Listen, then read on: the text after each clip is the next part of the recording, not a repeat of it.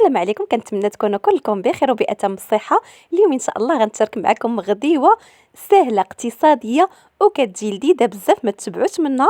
غنوجد معكم السردين مشوي في الفران باسهل طريقه، والفريت في الفران وعصير وزعلوك. وهاد الغديوه دغيا كتوجد. وما تنسونيش من لايك وبارطاج الفيديو باش تعمل فائده. وكيف العاده نبداو بالصلاه على نبينا عليه افضل الصلاه والسلام. بسم الله، على بركه الله. كنحتاج الفلفله والدنجال ومطيشه اكيد مغسولين من قبل. الكميه حسب الرغبه، وغنشويهم فوق البوطه. وعندي البطاطا غنوجد الفريت في الفران حتى البطاطا الكميه حسب الرغبه. وعندي كيلو ديال السردين اللي انايا غير كنغسلو، غير كنشلو مزيان وكنخليه كيتسقطر وكنشويه في الفران بهذه الطريقه. طريقه سهله وسريعه بصراحه. هذه الطريقه كنت كنديرها بزاف في الصحراء فاش كنت في العيون. والسردين تما كان غير بدرهم، الا غلا كاع ما كيفوتش 3 ديال الدراهم. فكانوا ولادي صغار وكنت كنخاف عليهم من الفاخر، وكنت كنشويه بهذه الطريقه في الفران وكيجي لذيذ بزاف. صافي كنستفو في اللاطه وكنرش فوق منه شويه ديال المليحه، وإلا كانت الملحه الحرشه احسن. انا استعملت غير الملحه عاديه. وغنجيب واحد المعلقه ديال الزيت وكنوزعها فوق من السردين.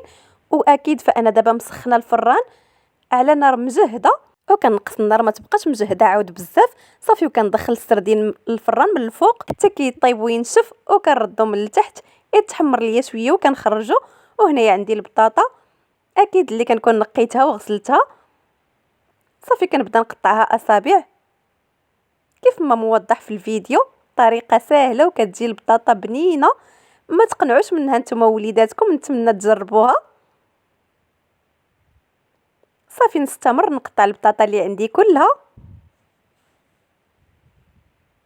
وهنايا بعد ما ساليت التقطاع ديال البطاطا قطعت شويه ديال الربيع فوق البطاطا، وكنزيد معلقه صغيره ديال الهريسه ومعلقه صغيره ديال الخل اولا عصير حامض اللي كنديروه، ومعلقه صغيره ديال الثوم بودره الا ما كانتش كتحكوا واحد الفص ديال الثومه. وكنزيد التحميره والكمون. وغنجيب الفينو، غنزيد واحد المعلقه كبيره عامره مزيان ديال الفينو كتعطيني القرمشه لهاد البطاطا. ها نتوما، فانا زدت معلقه ما عمراش مزيان وزدت شويه.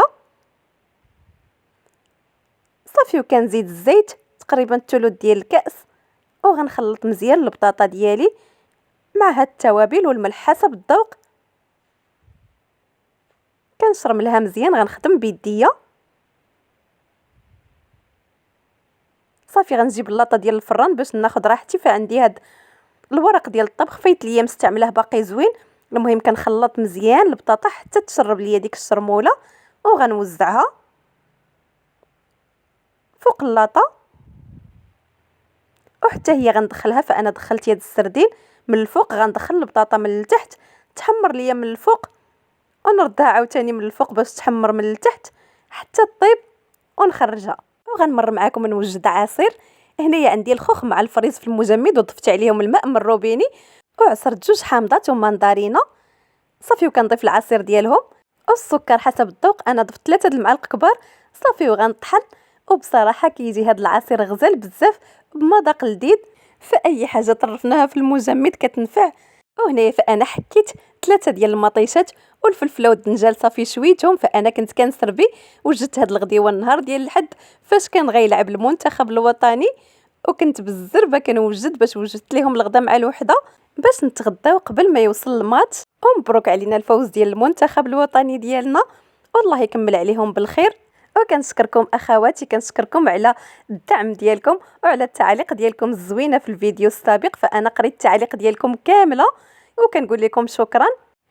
وكيف العاده كنقول لكم الا تفرجتوا في الفيديو حتى لهنا ما تنسونيش من لايك وبارطاج للفيديو، واكيد التعليق ديالكم الزوينه. الله يجازيكم بالخير. وهنايا كنستمر.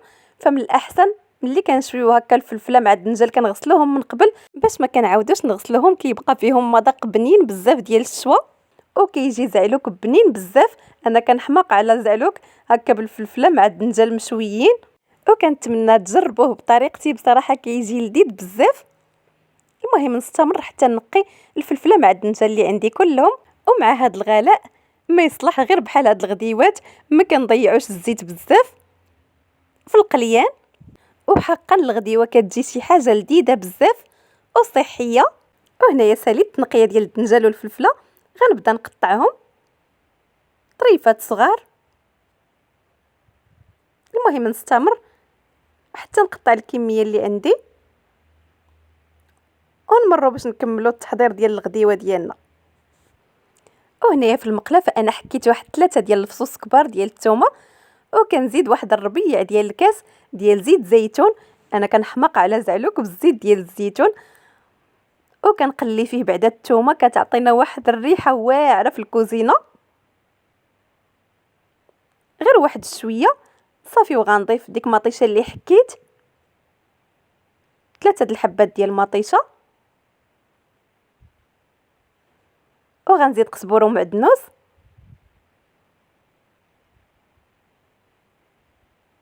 صافي. وغنزيد هاد الفلفله مع الدنجال اللي شويناهم، وبصراحه الزعلوك كيجي معلك ولذيذ. وغنزيد التوابل، كنضيف الكمون والابزار والخرقوم، وزدت واحد المزود ديال الحار والملح حسب الذوق، وغنزيد التحميره. فانا كنحرك التوابل باش يتجانسوا ليا. هنا كنزيد التحميره او فلفله حمراء حلوه، صافي نحرك مزيان ونخلي النار شويه مجهده، وانا راده البال مره كنحرك. زدت شويه ديال التحميره حتى ينشف، كيبقى واقف على الزويته ديالو، صافي عاد نطفي عليه. وهنايا العصير ديالي اللي وجدت غنقدمه معكم في الكؤوس. بصراحه كيجي عصير لذيذ بزاف، ما تقنعوش منه.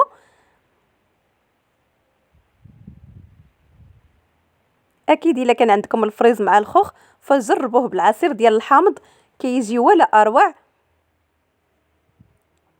وهنايا كناخذ الكشكوشه تخوات في الكاس الاول باش نقسمها على الكؤوس، وكنزيد نعمر.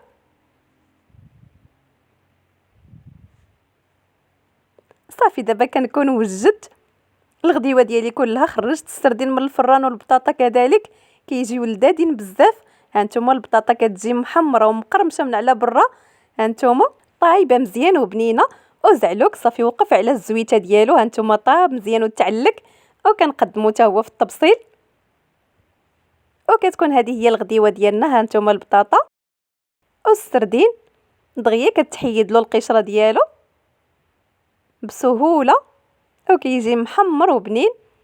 والعصير اللي وجدت معكم كتكون هذه هي الغديوه ديالنا ديال نهار اليوم. اللهم اديمها علينا نعمه واحفظها من الزوال. كنتمنى تعجبكم وتجربوها بصحتكم وراحتكم، وكنتمنى نكون خفيفه ظريفه على قلبكم. وما تنساونيش من تشجيعاتكم. الى اللقاء.